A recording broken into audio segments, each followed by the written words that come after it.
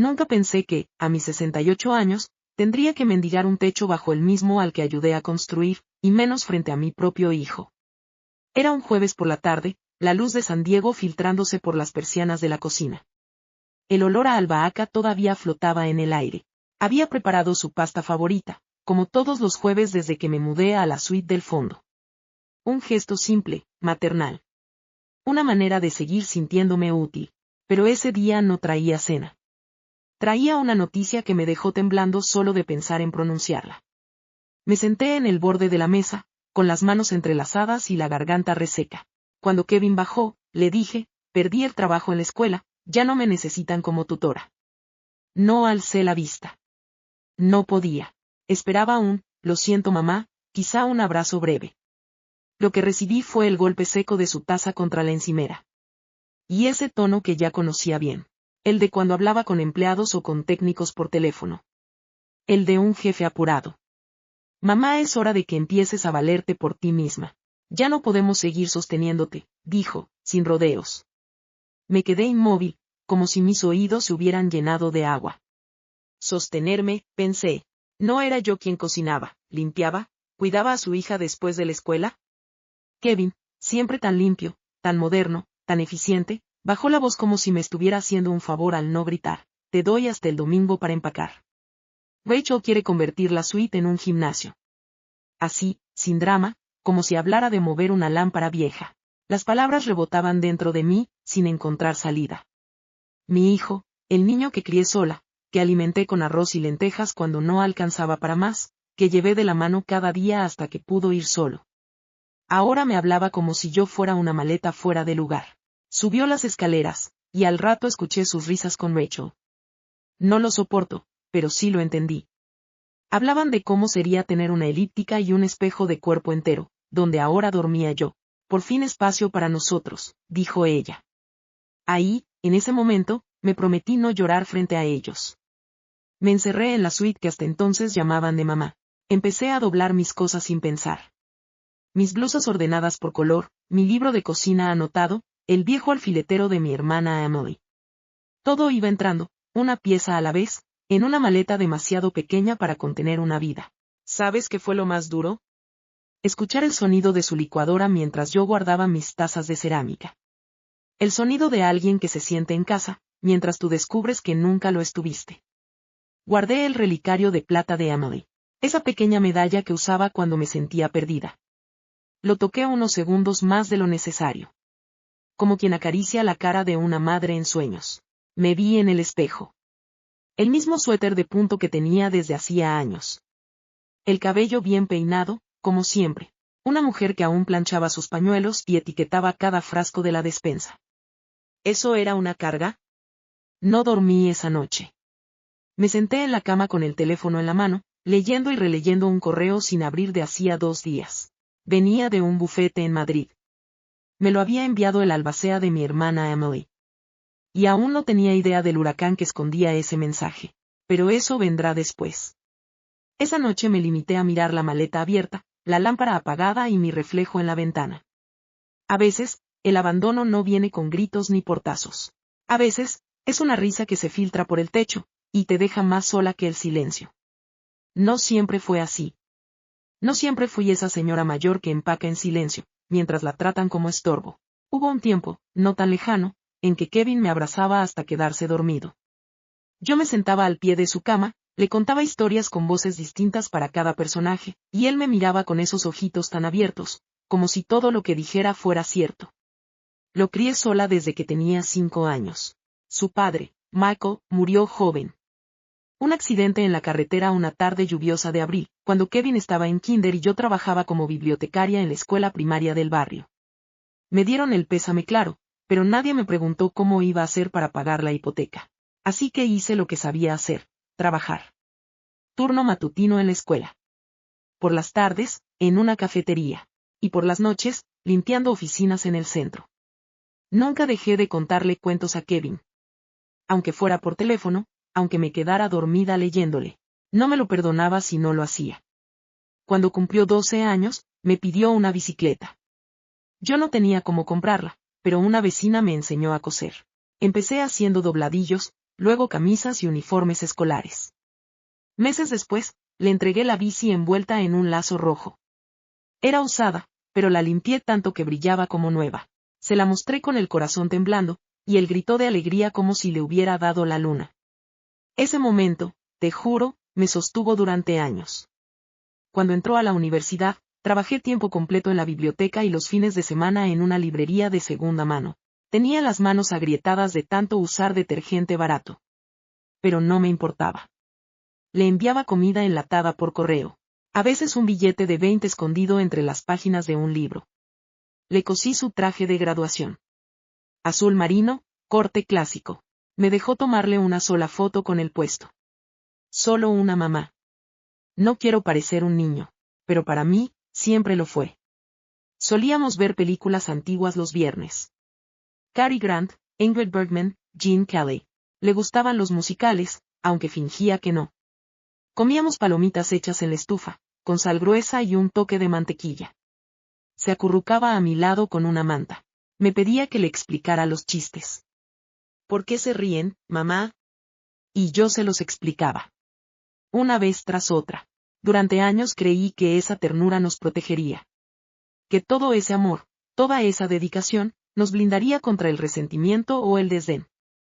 Qué ingenua fui. Pensaba que criar bien a un hijo era como cultivar un árbol. Que con agua, tierra buena y cariño, crecería recto y fuerte. Pero nadie te dice que a veces, aunque hagas todo bien, el tronco se retuerce contra ti. Y cuando eso pasa, ¿a quién culpas? A veces, por las noches, me sentaba en la cocina con una taza de manzanilla y mi viejo libro de cuentas, ese que heredé de mi abuelo. Lo abría y veía todo lo que había entrado y salido durante décadas. El alquiler, la leche, los cuadernos, los uniformes. Lo tenía todo registrado, hasta las monedas que dejaba para la señora de la limpieza, cuando yo no podía. Y entre esas líneas escritas con bolígrafo azul, se leía mi vida entera. No había espacio para lujos, pero sí había constancia, esfuerzo, amor. Eso no figura en los currículums, ni en las tarjetas del Día de la Madre. Kevin nunca supo del libro, ni falta que le hacía, pensaba. Él ya sabía cuánto lo amaba, ¿no? Ahora lo dudo. Dudo de todo, excepto de una cosa. Hice lo que cualquier madre haría por su hijo. Y lo volvería a hacer, aunque duela decirlo. Pero eso no significa que merezca esto. No significa que deba quedarme a aguantarlo. Esa noche, después de empacar, me quedé un rato sentada sobre la cama. Saqué el libro de cuentas y lo abrí por una página cualquiera. Año 2002. Pago adelantado para el semestre de Kevin. $3.200. Vendí el anillo de bodas. Apoyé la frente sobre el cuaderno y respiré hondo. El olor del papel viejo me recordó a la biblioteca. A los días donde todo era más claro, más limpio. Ese fue el momento en que lo supe. Kevin me había olvidado, pero yo no. Yo todavía recordaba quién era, qué había hecho, qué valía. Y esa memoria, esa verdad callada y terrosa, sería mi escudo de aquí en adelante. Porque ya no tenía nada que perder, salvo mi dignidad. Y esa, cariño, no se la regalaba a nadie. Después de jubilarme de la escuela, pensé que por fin me tocaría a mí un poquito de paz. Nada extravagante. Solo levantarme sin alarma, tomar mi café caliente en la terraza y sentir que aún tenía un lugar en este mundo. Pero la casa de Kevin no era un hogar. Era un vestíbulo con reloj. Me levantaba antes que ellos para que no estorbara en la cocina. Ponía la mesa, preparaba el desayuno de su hija y me aseguraba de no dejar migas.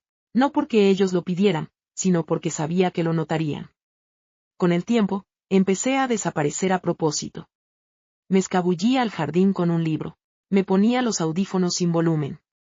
Así fingía que no escuchaba cuando Kevin hablaba por teléfono o cuando Rachel se quejaba de que la nana improvisada había dejado demasiada crema en los fideos. Una tarde, los escuché decir que la abuela tenía que entender que ya no estaba en su casa. Y no lo estaba.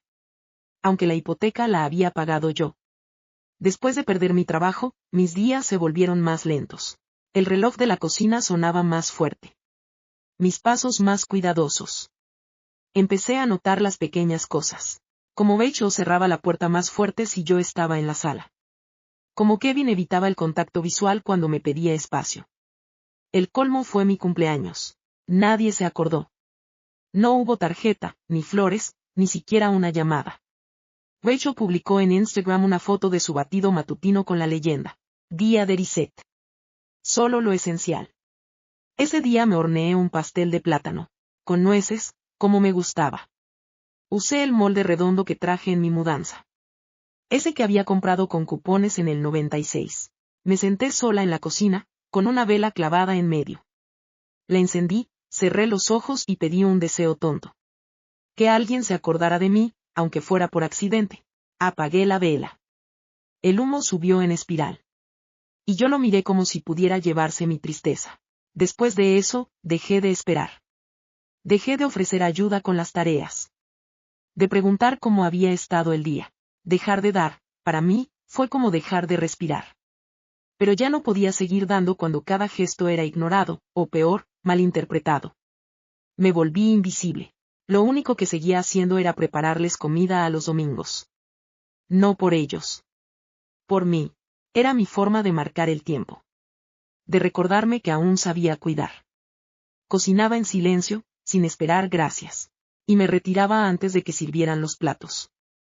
A veces, oía a la niña decir: la abuela cocina rico.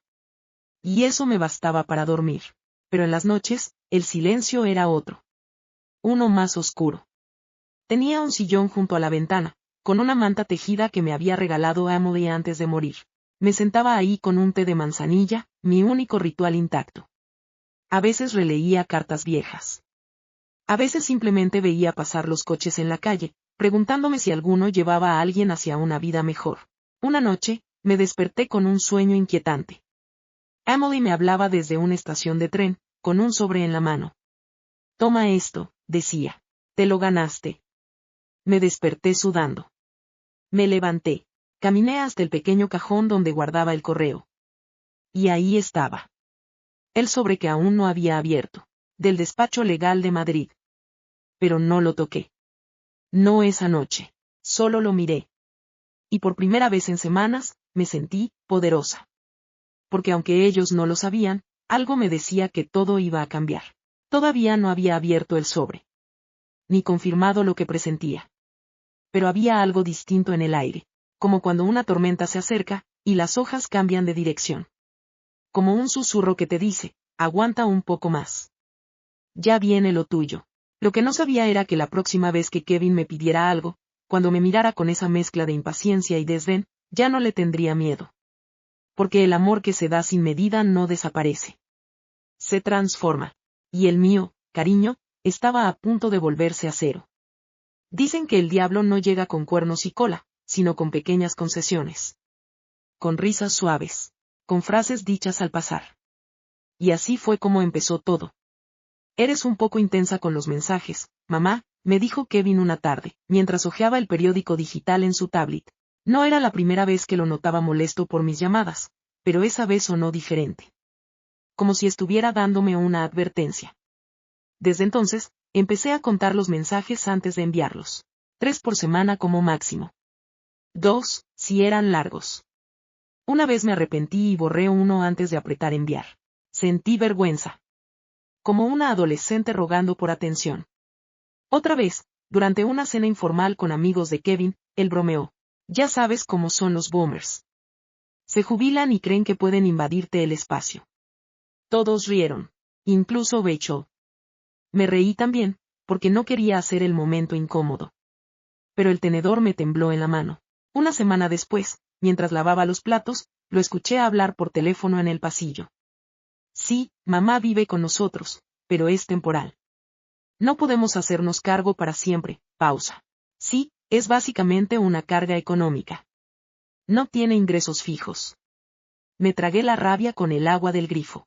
Me ardía la garganta. ¿Una carga económica? Yo, que pagué su universidad, sus frenos, sus campamentos de verano. Yo, que había vendido el anillo de bodas para completar la cuota inicial de esta casa. Esa misma donde él me ofrecía techo por compasión.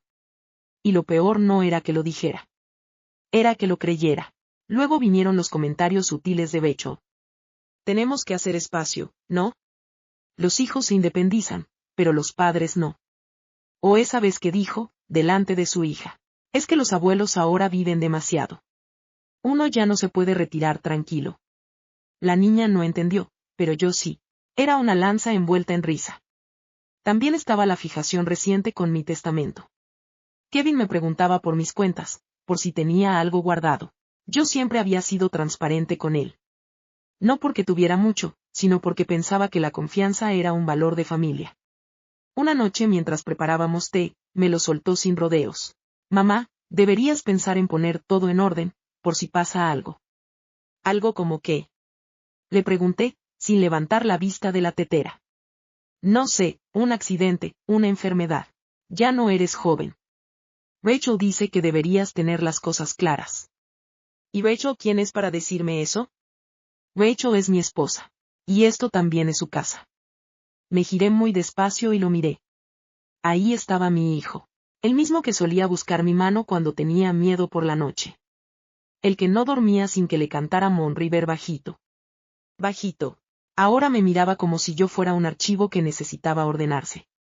Un gasto pendiente. Un estorbo por cerrar. No le respondí.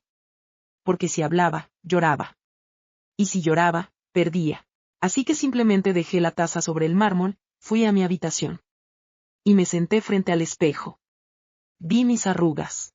Mis ojos cansados. Mis manos que todavía olían a jabón y cebolla. Y me pregunté de verdad cómo llegué hasta aquí. ¿En qué momento el amor se volvió deuda? ¿En qué momento mi hijo empezó a contar mis días como si fueran monedas? La respuesta vino suave. Como una brisa gélida. Siempre lo fue. Yo simplemente no quise verlo. Pero ahora sí lo veía. Con los ojos bien abiertos. Y créeme corazón. Una madre que ve con claridad no vuelve a cerrar los ojos. Recuerdo el día que le escribí ese cheque como si fuera ayer. Era lunes. A media mañana. El cielo de San Diego estaba cubierto de nubes tenues. De esas que no traen lluvia. Solo una tristeza sorda. Había escuchado a Kevin y Rachel discutir la noche anterior. No a gritos. Pero sí con ese tono que conocía bien. Frustración disfrazada de logística. Si no hacemos algo, la hipoteca nos va a tragar vivos, dijo él. Tu madre podría ayudar un poco más, respondió ella. Su voz no era dura. Era peor. Práctica. Me senté con mi libreta de cheques en la mesa del comedor. Esa donde ya nadie me invitaba a comer. Pensé en mis ahorros. No tenía mucho. Solo lo justo para sostenerme un par de meses mientras encontraba algo. Pero aún tenía los $5 que había guardado para emergencias. ¿Y qué más emergencia que ser una madre sin lugar? Llené el cheque con mano temblorosa. En la línea del memo escribí. Para el hogar. Como si eso aún me incluyera. Lo doblé en 2, lo metí en un sobre blanco sin nombre, y lo dejé en la mesa de la cocina. No esperé gracias. No quería que pareciera caridad. Solo quería dar, como siempre había hecho. Esa noche, Kevin se me acercó mientras yo leía en el sofá. ¿Estás segura de esto, mamá? Me preguntó, con el sobre en la mano. Asentí. Ni siquiera lo miré a los ojos. ¿Es para la casa? Dije, y volví a mi libro. Él me palmeó el hombro. Como si fuera una tía lejana que le había prestado el coche. No dijo más. Pero Rachel sí. Gracias, dijo con una sonrisa que no alcanzaba los ojos. Esto ayudará mucho. Me sonrió y salió de la habitación, como quien tacha una tarea de la lista. Esa noche lloré. Pero no por el dinero. Lloré porque ni siquiera habían preguntado si yo lo necesitaba. Y lo necesitaba.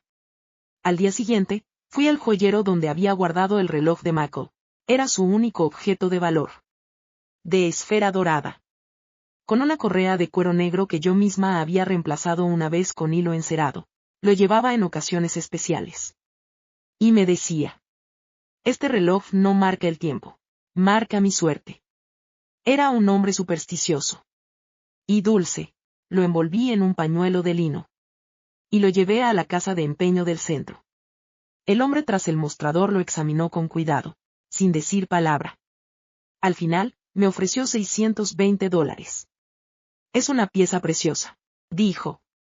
Pero los relojes antiguos no se venden como antes. Levanté el mentón, apreté los labios y dije que sí con la cabeza. Tomé el dinero, lo guardé en el fondo de mi bolso. Y al salir, me compré un café pequeño. Sin leche, para sentir que aún podía darme un gusto. El resto, lo usé para pagar el primer mes de una habitación en una pensión modesta. Lo había buscado en silencio, por si acaso. Por si llegaba el día. Y ahora sabía que ese día se acercaba. Esa noche, Rachel me preguntó si podía cuidar de la niña el sábado. Tenían una cena con clientes importantes. Sonreí y dije que sí, aunque por dentro ya sabía que no estaría ahí para entonces. Mientras la niña dormía, me senté en la sala con mi libro de cuentas abierto. Escribí, cheque para Kevin, $5. Empeño del reloj, $620. Habitación, pagado. Cerré el libro. Acaricié la tapa con los dedos. Y dije en voz baja, esto es lo último que doy por alguien que no sabría darme las gracias, aunque le dictaras la frase. A veces, cariño, el sacrificio se vuelve una costumbre. Como tomar agua o doblar servilletas. Pero no tiene por qué ser así. Esa fue la noche en que dejé de pensar que todo lo que daba volvía. Porque no siempre vuelve. Y está bien, porque lo que uno da con amor, es de uno. Y yo me estaba preparando para darme algo que nunca me había permitido. Libertad. El sobre estaba donde lo había dejado. En el primer cajón del mueblecito de té. Junto al paquete de manzanilla y una caja de fósforos que solo usaba para emergencias. Ahí, esperándome como una semilla enterrada que finalmente germina. Lo abrí con calma, usando el cuchillo de mantequilla que guardaba en mi bolso para los picnics con la nieta. Me temblaban los dedos, pero el corazón estaba en silencio. Dentro, una carta escrita a mano y un cheque doblado en 3. La letra era inconfundible. Firme, angulosa, con esa tinta azul que mi hermana Emily usaba siempre. Me pareció verla frente a mí, con su cabello recogido y su blusa de lino, sentada en su escritorio lleno de plantas secas y libros en francés. Linda, decía la carta. Nunca fuiste la hermana más rica ni la más libre, pero siempre fuiste la más generosa. Te di poco en vida. Esta vez, te lo doy todo. La carta explicaba que, tras vender su propiedad en Mallorca y liquidar sus inversiones en bonos europeos, había formado un fideicomiso a mi nombre, un fondo libre de impuestos. 8 millones de euros. 8. Tuve que releerlo 3 veces. El cheque que lo acompañaba era el primero del fondo. 300.000 euros, convertidos a dólares. Con instrucciones para depositarlo cuando yo quisiera. La notaría en Madrid ya había autorizado todo. Solo hacía falta una firma y una llamada. Me quedé ahí, en la suite que pronto dejaría de ser mía, mirando el cheque con la expresión de una mujer que acaba de ver un fantasma. Porque eso era el espíritu de cada centavo que me negué durante años. Cada viaje no hecho. Cada vestido no comprado. Cada cita médica pospuesta por ahorrar. Emily lo supo. Siempre lo supo. Y me dejó su fortuna no solo como legado, sino como redención. La misma Emily que una vez me dijo, tú eres la raíz, linda. Todos crecen hacia el sol, pero tú sostienes en silencio. Toqué el papel con la yema de los dedos. Lijoso, grueso, como los papeles legales de antes. Me lo acerqué al pecho. Cerré los ojos. No dije una palabra. No grité. No reí. No pensé en ir corriendo a la sala a restregarle el papel en la cara a Kevin. No. Me senté en mi sillón. Tomé mi taza de té. Y supe por fin que el mundo me debía algo. Pero más importante aún, que ya no le debían nada a nadie. No a Kevin. No a Rachel. No a esta casa. Al día siguiente, preparé la cena como siempre. Pavó con salsa de arándanos. Una receta de Emily que solo sacaba en ocasiones especiales. Kevin comentó lo bien que olía. Rachel se sirvió sin mirarme. La niña dijo, gracias abuela. Y yo le acaricié el cabello. Saboreé cada segundo. Porque esa sería la última vez que cocinaba para ellos. La última vez que fingía pertenecer. La última vez que me tragaba las lágrimas en nombre del amor. Después de cenar, lavé los platos, guardé mi libro de cuentas en la maleta, doblé la manta del sofá y escondí el cheque en el dobladillo de mi abrigo, como quien guarda una semilla en el invierno más largo. Porque mi primavera, cariño, ya había empezado. Y esta vez, no iba a compartirla con nadie que no supiera regar lo que doy. No me despedí. No lloré. No dejé nota. Simplemente, me fui. Fue un martes al amanecer. El cielo apenas clareaba y el sonido del riego automático de los vecinos marcaba el inicio del día. Caminé con la maleta rodando tras de mí, cada rueda retumbando contra las losetas del patio como un tambor de guerra suave. La casa seguía dormida. Me detuve frente al rosal que planté el primer año que llegué. Le arranqué una flor marchita con cuidado y la metí en el bolsillo del abrigo. Un recordatorio. No de tristeza, sino de renacimiento. Tomé el bus a la estación central. Me senté junto a una señora mayor con bolsas del mercado. Y cuando me ofreció un chicle, se lo acepté con una sonrisa. Nadie sospechaba que tenía en mi bolso un cheque capaz de comprar media cuadra del centro. Y eso me hacía sentir libre. Me registré en un motel discreto, con sábanas limpias y una ventana que daba al estacionamiento. El aire acondicionado hacía un zumbido constante, pero no me molestaba. Era ruido de fondo, como la voz de alguien que ya no escuchas. Saqué mis cosas con cuidado. Puse el libro de cuentas en la mesa, doblé la ropa y colgué la manta de Emily en la silla. Luego me senté en la cama y escuché el silencio. No sonó ningún teléfono. Nadie preguntó dónde estaba. Nadie notó que no estaba. Y eso, más que doler, me confirmó que había hecho lo correcto. A mediodía, compré un café en la tienda de la esquina y caminé sin rumbo por las calles cercanas. Me metí a una librería de segunda mano, hojeé libros viejos con olor a polvo y lavanda, y me compré una novela de Agatha Christie. $2.50. Me pareció un lujo. De vuelta en el motel, me acosté boca arriba, el libro sobre el pecho, el corazón quieto. Pensé en Kevin, en la forma en que me llamó, una carga. En su voz apurada cuando hablaba de soluciones prácticas. En cómo le temblaba la mandíbula cuando Rachel le decía que yo debía colaborar más. Pensé en todo eso y no sentí rabia. Sentí lástima. Porque nunca conocerían la paz que yo tenía ahora. Al día siguiente, me compré una libreta nueva. Una de tapas negras, con hojas gruesas. Y escribí en la primera página. Hoy empieza mi vida sin permisos. Sin mendigar amor. Sin miedo. Pasaron 2 días antes de que Kevin notara mi ausencia. Me lo imaginé entrando a la suite para pedirme algo y encontrándola vacía. Sin nota. Sin rastro. Solo el rosal con una flor menos. Me imaginé su reacción. Primero incredulidad. Luego fastidio, luego rabia. Como si hubiera perdido algo que no pensaba cuidar, pero que le molestaba que ya no estuviera. Y no me importó. Había pasado la vida entera tratando de ser útil, de hacerme necesaria. Como si eso garantizara cariño. Pero el amor, cariño, el amor no se gana sirviendo. El amor se da. Y si no vuelve, hay que saber cuándo dejar de dar. Esa fue mi lección. La más dura. La más liberadora. Esa noche, dormí sin despertarme una sola vez. Sin sobresaltos. Sin imágenes de Kevin gritando.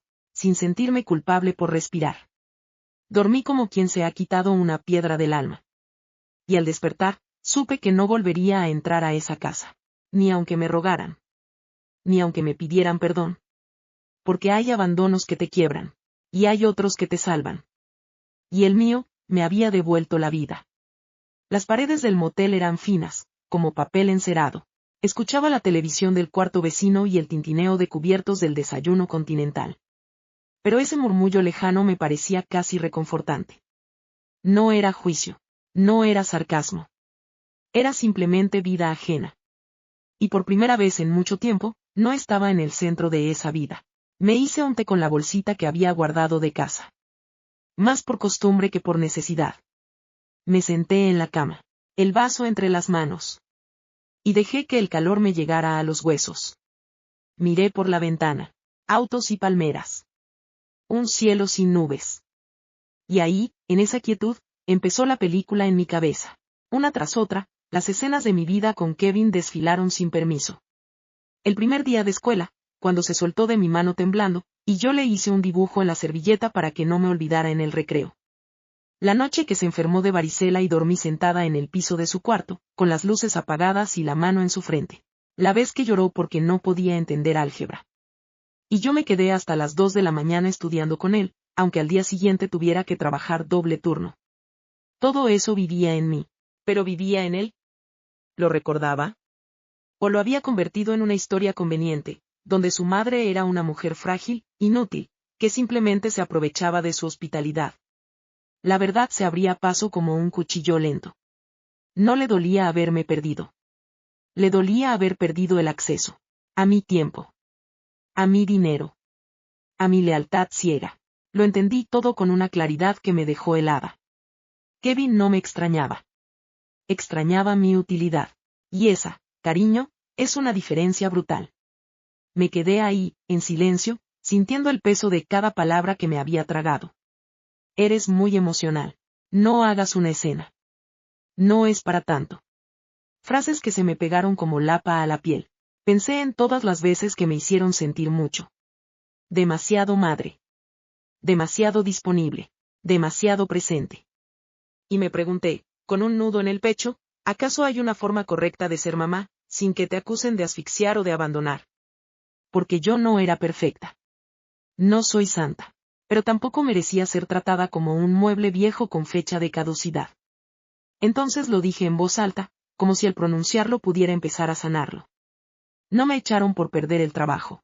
Me echaron por dejar de ser útil. Y ahí estuvo. Crudo. Doloroso.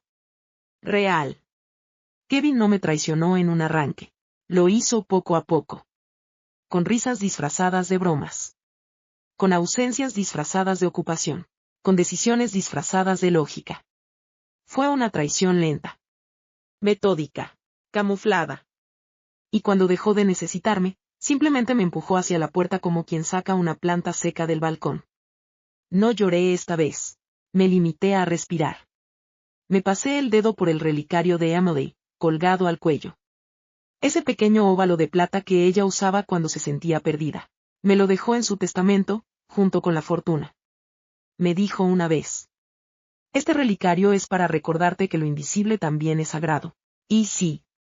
Todo lo que había hecho en silencio, sin testigos ni aplausos, había sido sagrado. La leche caliente a las 3 de la mañana. Las cuentas pagadas con monedas. Las canciones para dormir. Las horas de pie con los pies hinchados para comprarle los zapatos que quería. Todo eso era invisible. Pero era mío. Y por fin, después de tantos años, empecé a valorarlo como se debía. La herencia de Emily era más que dinero. Era testimonio. De que alguien vio. Alguien supo. Alguien me miró y dijo. Tú también mereces. Y esa voz, aunque ya no estuviera, resonaba ahora más fuerte que nunca. No era el dinero. Eso fue lo que entendí, finalmente, mientras doblaba por tercera vez, la misma blusa de algodón en ese cuarto sin armario. No eran los 8 millones de euros. Era darme cuenta de que ni con ellos mi hijo me amaría más.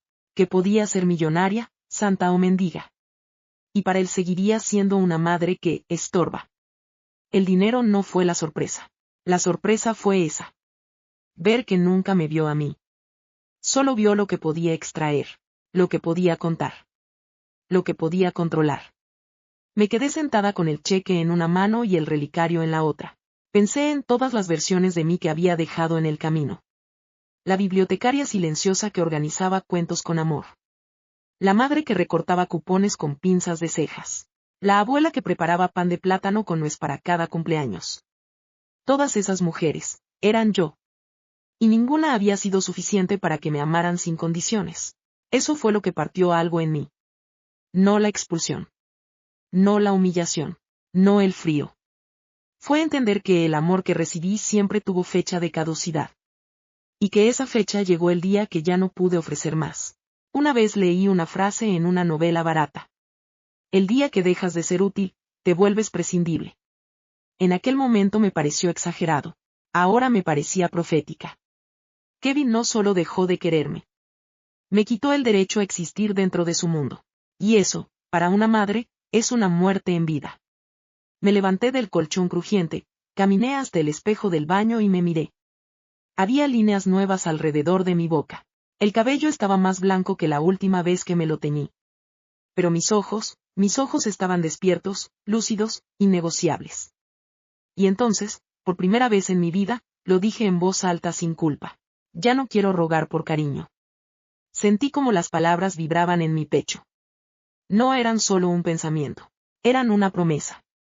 No más cumpleaños en silencio. No más sí cuando quería decir basta. No más prestar dinero para ser aceptada. Quería lo que cualquier mujer digna de su historia merece. Paz, respeto y alguien, aunque solo sea una misma, que diga te veo sin condiciones. Esa tarde, me fui a caminar por la costa. Llevaba mis zapatos cómodos, los que Kevin odiaba porque hacían ruido en la casa. Con cada paso, el sol me calentaba los hombros y el viento me revolvía el cabello.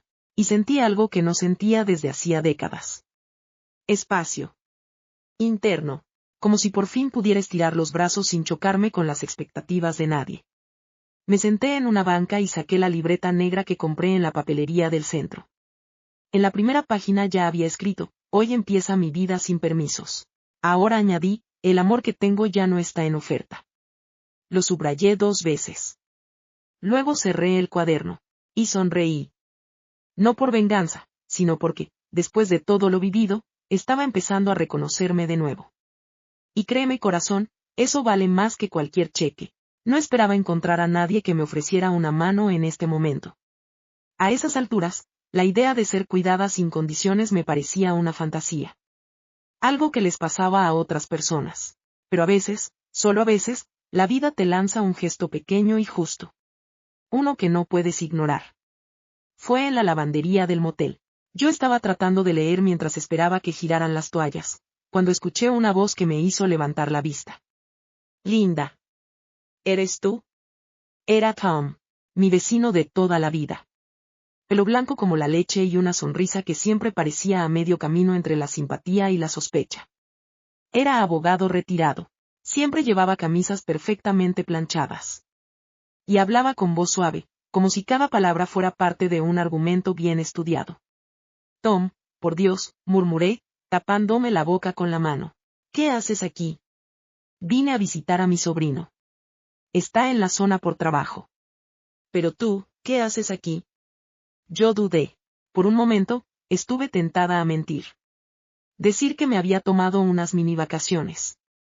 Que estaba explorando, que era una especie de retiro personal. Pero cuando lo miré a los ojos, vi algo que no se ve todos los días. Genuina preocupación. No curiosidad. No morbo. Preocupación real. Así que se lo conté. No todo, claro. Pero lo suficiente. Que me habían echado. Que Kevin y Rachel habían decidido que ya no había espacio para mí. Que estaba tratando de encontrar un nuevo lugar donde empezar. Tom escuchó en silencio, asintiendo. Sin interrumpirme. Cuando terminé, puso su mano sobre la mía y me dijo algo que aún me vibra en los huesos. Linda, tú no estás loca. Solo estás viendo la verdad, por fin. Lo dijo con tanta firmeza, con tanta claridad, que me dieron ganas de llorar. ¿Por qué me costó tanto tiempo verlo? Le pregunté. Porque las mujeres como tú, como nosotros, nos enseñaron que el amor se prueba con sacrificio. Que cuanto más aguantas, más vales. Se quedó callado un momento y luego añadió. Pero eso es una mentira. Nadie merece ser amado solo por lo que da. Tú mereces ser querida incluso si no das nada. Le creí. Y esa noche, cuando me ofreció quedarme unos días en su casa de huéspedes, no me sentía avergonzada. Me sentí cuidada. Su casa era modesta. Acogedora. Tenía un pequeño jardín lleno de menta y romero. Me asignó una habitación con una colcha hecha a mano y una lámpara de lectura. Me sentí más en casa en esos primeros 5 minutos que en años con Kevin. Tom me ayudó a revisar mis cuentas. Llamamos juntos al bufete en Madrid y activamos la primera transferencia. Abrió una cuenta privada para mí y me dio contactos para asesoría fiscal. Tienes más poder del que imaginas, Linda, me dijo una noche, mientras tomábamos té en la terraza. Solo que te lo ocultaron con culpa. Desde entonces, cada tarde era un pequeño acto de reparación. Una taza de café sin apuro. Un paseo sin rumbo. Una comida caliente preparada solo para mí. No tenía que explicar nada. No tenía que justificar cada gesto. Y créeme, después de vivir mendigando aprobación, eso es más valioso que el oro. Una noche le pregunté, casi con miedo. ¿Crees que esté siendo cruel, Tom, por cortar con mi hijo? Tom me miró con ternura. No, estás poniendo un límite. Y eso no es crueldad, es supervivencia. Y por primera vez, no me sentí una traidora. Me sentí una mujer que después de mucho, se estaba eligiendo a sí misma. La mañana que firmé los papeles para mover los fondos a una cuenta privada, algo en mí se reacomodó. No fue solo un acto legal, fue un acto sagrado. Porque ese dinero, esos millones que amo y me dejó con tanto silencio y tanto amor, no eran para alardear. No eran para vengarme de Kevin, ni para sentirme superior. Eran, sencillamente, mi salvoconducto. Mi pasaporte hacia una vida donde nadie me iba a pedir explicaciones por respirar. Tom me acompañó a la notaría. Me esperó pacientemente mientras firmaba página tras página. En la última, me entregó un bolígrafo azul y me dijo, para que empieces a escribir tu historia con tinta que no se borre. Sonreí, porque sabía que no se refería al papel. Esa tarde, me senté en la terraza de su casa con la libreta negra sobre el regazo. Abrí una página nueva y escribí en letras grandes. Ya no le debo nada a nadie. Después, hice mi lista, la que había postergado toda la vida. La lista de lo que haría por mí. Cambiar el testamento. Cortar toda dependencia económica de Kevin. Hacer una donación en secreto a algo que sí valga la pena. Y así lo hice. El testamento fue fácil. Tom me conectó con una colega suya, muy eficiente que no hizo preguntas innecesarias. Dejé por escrito que Kevin quedaba excluido de toda herencia. Nada de cuentas conjuntas. Nada de propiedades compartidas. Ni un centavo más a quien no supo cuidar ni una palabra mía. También cerré la vieja cuenta donde Kevin tenía acceso automático para emergencias. Había olvidado que existía. Pero no él. La había usado más veces de las que me confesó. Ahora estaba bloqueada. Cerrada. Fin. Y luego vino la parte hermosa. La donación. Pensé en la biblioteca de mi infancia. Esa que me había salvado la vida tantas veces. Cuando el mundo me quedaba grande y lo único que necesitaba era un rincón con libros. Llamé al director actual. Le dije que quería hacer una contribución anónima. ¿Para qué área le gustaría que fuera dirigida? Preguntó él, educado pero intrigado. Para el programa de alfabetización de adultos. Para las madres. Para las mujeres que trabajan de día y estudian de noche. Hizo una pausa. ¿Y de cuánto estamos hablando? 2 millones, dije. El silencio del otro lado fue como un soplo. Lo imaginé llevándose la mano al pecho, buscando palabras. ¿Desea algún tipo de reconocimiento? Sonreí. No había nadie para ver mi sonrisa. Pero fue una sonrisa completa, redonda. No. Solo que las mujeres que lo reciban sepan que alguien creyó en ellas. Sin pedir nada a cambio. Colgué con los ojos llenos de lágrimas. Lágrimas buenas esta vez. Porque por fin, después de tantos años de dar a quienes no supieron ver, estaba dando donde sí germinaba. Ya no estaba tratando de comprar cariño, ni de mendigar espacio. Ahora daba por dar. Por el placer de sembrar donde el suelo es fértil. Al caer la tarde, Tom me sirvió un café y se sentó a mi lado. ¿Todo listo? Me preguntó. Asentí. Todo. Y así, sin ruido, sin escándalo, sellé mi salida. Una salida digna. Sin portazos. Sin gritos. Solo un movimiento silencioso. Como quien se desliza fuera de una celda que siempre estuvo abierta. Y la deja atrás. Para siempre. La noticia le llegó por la boca más peligrosa de la familia. La prima Janet. Siempre hablaban más de la cuenta. Y esta vez no fue la excepción. Según supe después, lo soltó en una reunión familiar como quien comparte el clima. ¿Supiste que Linda recibió una herencia millonaria de la hermana aquella que vivía en España? La cara de Kevin debió congelarse como mantequilla al sol. Me lo imagino con el tenedor en el aire, los ojos clavados en Rachel, haciendo cálculos en tiempo real. Eso pasó un martes. El miércoles tenía 8 llamadas perdidas suyas en mi teléfono nuevo. Mamá, por favor, llámame. Necesito saber que estás bien. ¿Dónde estás? No entiendo nada. No puedo creer que no me lo hayas contado. Somos familia, por el amor de Dios. No respondí, no porque estuviera enojada, sino porque ya no tenía nada que decir. El jueves empezaron los mensajes de Rachel. Sé que tuvimos diferencias, pero mereces estar rodeada de los tuyos. Kevin está muy confundido. Le rompiste el corazón. ¿Le rompí el corazón? Yo. La mujer a la que echaron por perder su trabajito de medio tiempo. La que cocinó, limpió y sonrió como una flor seca en jarrón nuevo. Solo para que me dejaran en paz. No. No más. Tom me ayudó a cambiar de número. Pero antes de bloquear a Kevin, escuché un solo mensaje. Solo uno. Mamá, te juro que si supiera que tenías algo así, jamás te habría pedido que te fueras. Habríamos hecho las cosas de otra forma. Por favor, dame una oportunidad. Solo una. Te lo ruego. Y ahí estaba. La frase clave. Si supiera que tenías algo así. No. Te echo de menos. No. Siento haberte herido. No. Perdón. Solo lamento no haber sabido. Porque el problema nunca fue que me echara. Fue que creyó que no valía nada. Que era desechable. Que podía tirarme con las obras del día. Y eso, cariño, eso no lo borra ni el llanto más sincero. Bloqueé su número con un solo clic.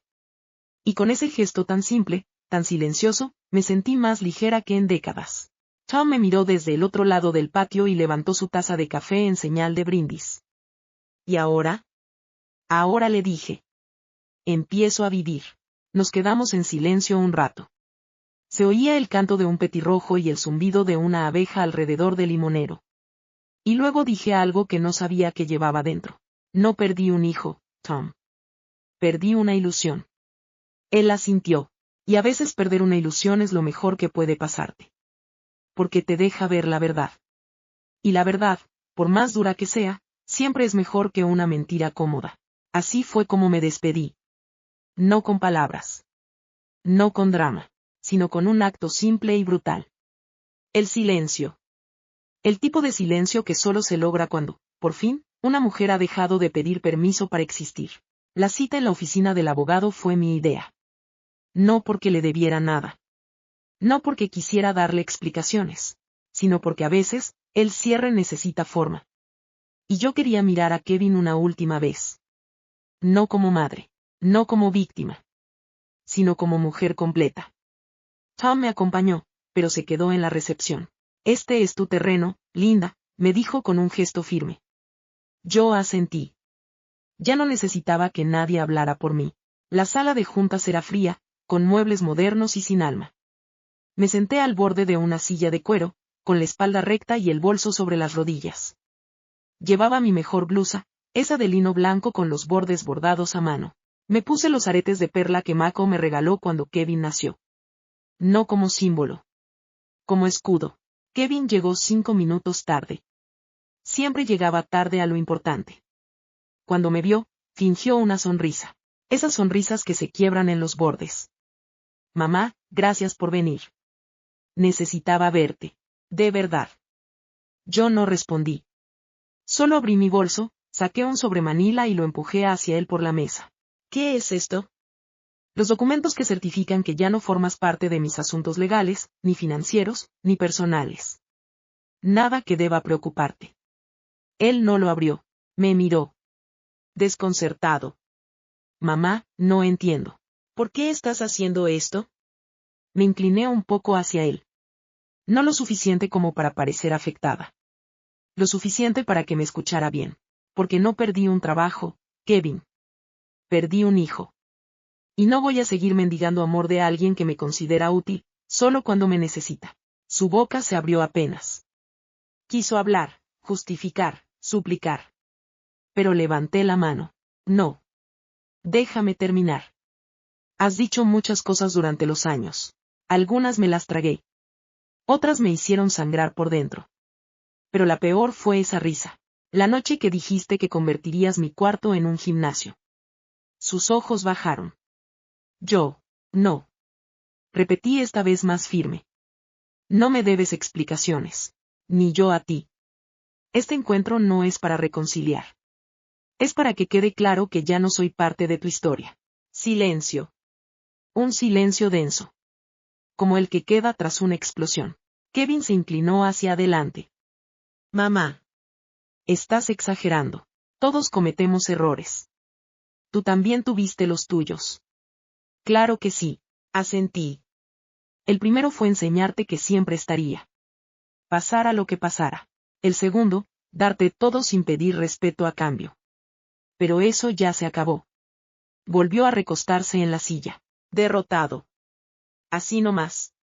Después de todo. No, Kevin. No es. Así nomás. Es después de todo. Después de todo. Levanté la mirada. Me aseguré de que me viera bien. Que supiera que esta no era la mujer que lloraba en la cocina con una vela encendida en su cumpleaños. Te dejo la paz de saber que nunca te odié. Pero también te dejo el vacío que tú creaste. Uno en el que ya no cabes. Guardé mis cosas con calma. Me puse de pie. Y para que no te quede duda, añadí, antes de salir. El dinero no me cambió. Me liberó. Lo que cambió fue tu oportunidad de conocer a la mujer que soy cuando no le debo nada a nadie. Caminé hacia la puerta. Antes de salir lo escuché soltar un susurro. Mamá, por favor, no me gire. Porque a veces, lo más poderoso que una puede hacer, es irse sin mirar atrás. Y créeme, corazón. Lo hice con la frente en alto y los pies firmes. Como solo una mujer libre puede hacerlo.